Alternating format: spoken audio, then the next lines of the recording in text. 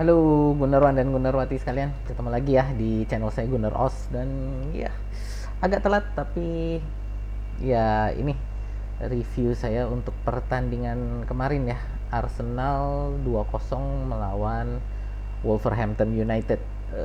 Ya pertandingan yang cukup seru, dan kita kembali menang ya. Jadi setelah dua kali kalah, akhirnya kita bisa kembali menang lagi. Dan ini adalah termasuk dari sisa 6 pertandingan IPL saat ini ya. Jadi kita sudah menang satu, tinggal sisa 5 pertandingan lagi nih.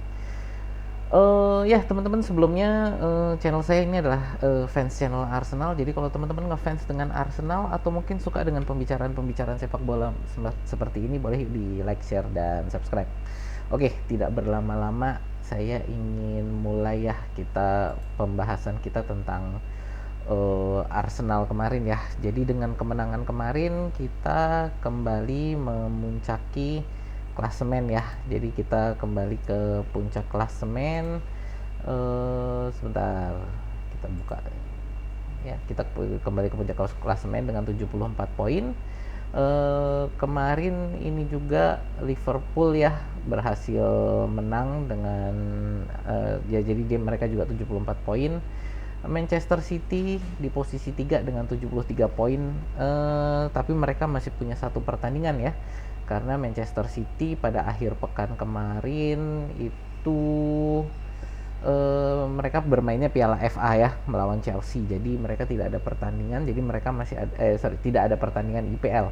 Jadi masih ada satu sisa pertandingan bagi Manchester City, di mana kalau mereka menang ya mereka akan di atas lagi ya dengan 76 poin. Tapi ya kita lihat. Jadi ini sekarang tekanannya ada di Manchester City, di mana mereka masih punya satu pertandingan tersisa gitu.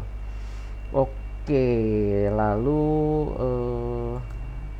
setelah ini ya, kita ngomong juga tentang penguasaan pertandingan nih ya. Penguasaan pertandingan ini kita bisa lihat di momentum ya, field tilt, berbeda dengan saat kita melawan Aston Villa, di mana di babak kedua kita kehilangan penguasaan pertandingan. Bisa kita lihat di sini 90 menit kita menguasai pertandingan ya, walaupun kalau kita lihat dari secara ball possession ya nggak terlalu beda jauh lah, 54% ya. Jadi sebenarnya penguasaannya nggak terlalu eh, penguasaan bolanya tidak terlalu besar, tapi penguasaan pertandingannya kita sangat menguasai ya. Bisa dilihat ini ya, dari momentum dan field tiltnya merah semua ya, bukan merah semua sih, hampir merah semua ya. Jadi ini menunjukkan bahwa kita bisa menekan bola ini ada di lapangannya Wolverhampton United, di lapangannya Wolves. Jadi bola sangat sulit untuk mendekat ke lapangannya Arsenal gitu. Jadi ya ini menurut saya sesuatu yang sangat baik ya, karena sepertinya sejak Manchester City, sejak pertandingan Manchester City, Arteta kayak coba-coba main di apa ya, untuk counter attack gitu ya, bertahan counter attack, bermain transisi gitu ya. Jadi kayak coba-coba bermain transisi, mungkin juga untuk membuat kaget lawan. Tapi menurut saya ya, kita bermain transisi sekali-sekali menurut saya kayaknya nggak masalah. Tapi ketika itu menjadi dicoba-coba terus-terusan kayak kita kemarin melawan Munchen di kandang, di Allianz Arena ya, menurut saya agak kurang cocok sih ya. Juga ketika melawan Aston Villa di kandang Aston Villa itu menurut saya juga sebenarnya kayaknya agak kurang cocok kita bermain transisi gitu. Jadi ya mungkin ini sesuatu yang bisa menjadi perhatian juga bagi Arteta ya. Berikutnya kita juga ini dari tembakan ya, tembakan ke arah gawang. Ini kita lihat ada 24 tembakan ke arah gawang dan 9 yang on target.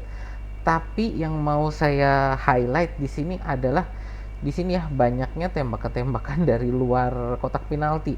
Ya ini dari Odegaard dan Rice dari Odegaard dan Declan Rice terutama nih ya, yang sering melakukan tembakan dari luar kotak penalti. Ini Declan Rice dan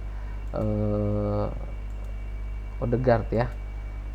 Ini bisa kita lihat ya, ini mungkin kalau dari saya ya, Arsenal mulai melihat ketika para pemain lawan itu bermain low block gitu, agak kesulitan untuk membuka ruang.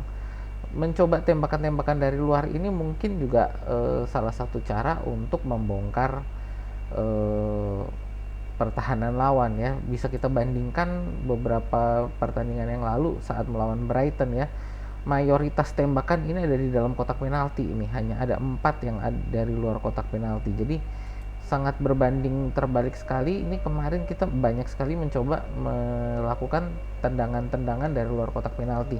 Salah satunya ini juga menurut saya ini Declan Rice ya, yang melenceng tipis banget ya. Jadi ini mungkin harus menjadi perhatian juga untuk dilatih lagi ya, untuk tembakan-tembakan luar kotak penalti ini agar lebih eh, dia lebih akurat dan lebih berbahaya gitu ya.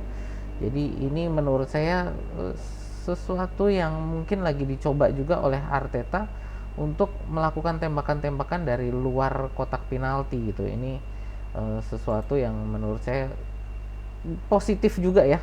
Jadi ketika lawan bertahan dengan sangat dalam, tembakan-tembakan dari luar ini tentu bisa membuat kaget gitu kan, apalagi kalau memang dari posisi-posisi yang tembakannya bisa lebih terbuka gitu ya dibanding di dalam kotak penalti gitu.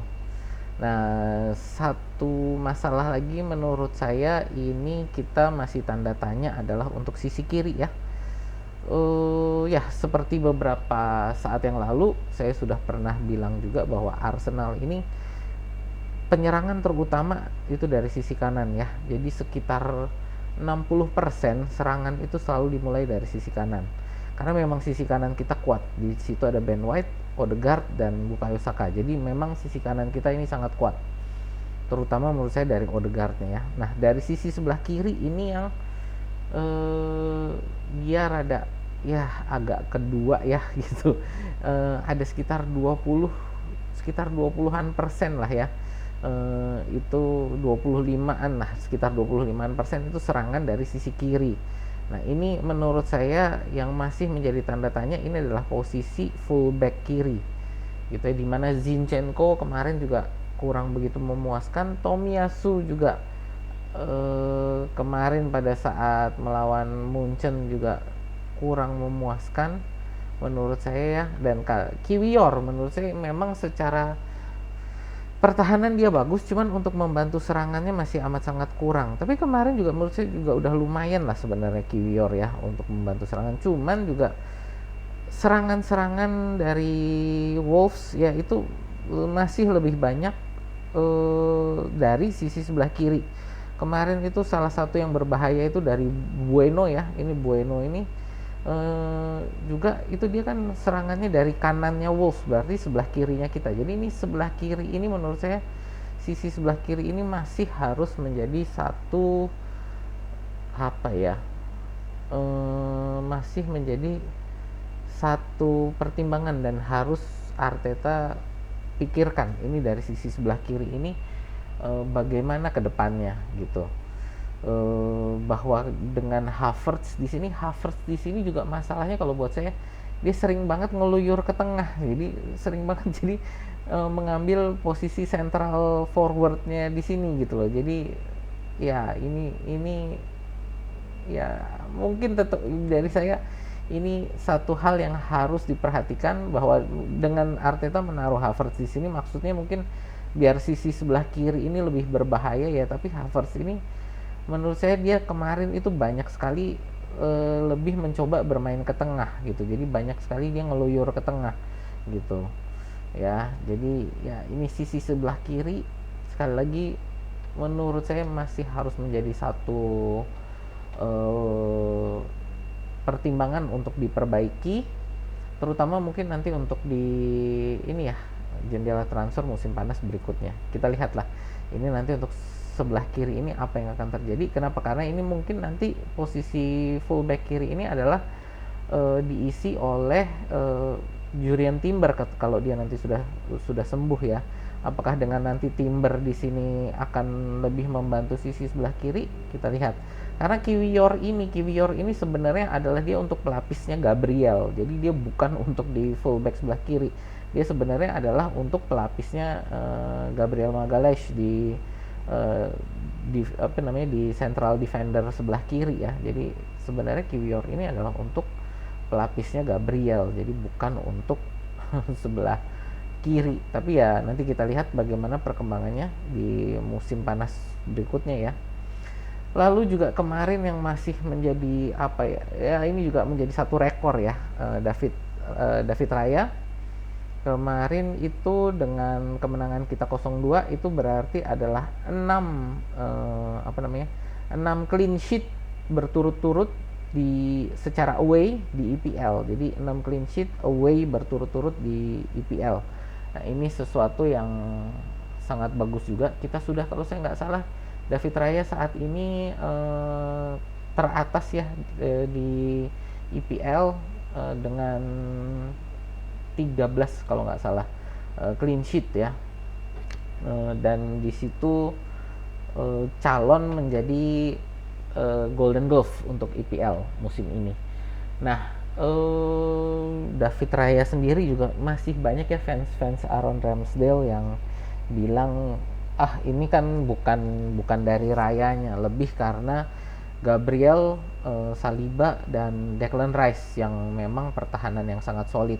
Menurut saya nggak adil juga kalau bilang seperti itu ya, karena di musim sebelumnya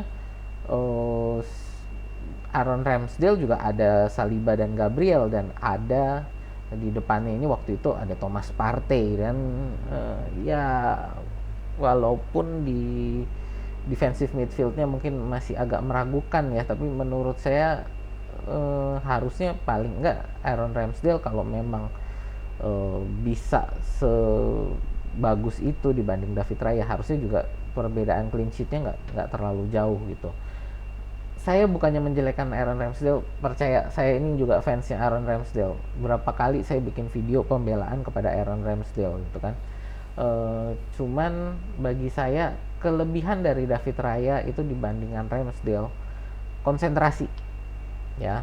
Konsentrasinya David Raya ini jauh lebih bagus dibandingkan Aaron Ramsdale, dimana dia lebih bisa menjaga intensitas selama 90 menit sebagai seorang kiper. Ya ada masa-masa, namanya juga manusia ya, ada masa-masa dimana dia juga alpa, kayak kemarin pada saat Bayern Munchen bertandang ke Emirates ya, dia tiba-tiba ada terlalu di depan. Ya itu namanya manusia, pasti tetap ada salahnya gitu. Tapi secara keseluruhan buat saya David Raya ini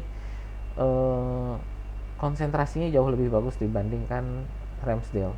Yang berikutnya adalah distribusi ya, distribusi bola dia untuk membawa bola ini ke depan ya, dari dia nerima bola lalu gimana dia bisa membawa bola itu ke depan melalui distribusinya dia jauh di atas Aaron Ramsdale gitu ya.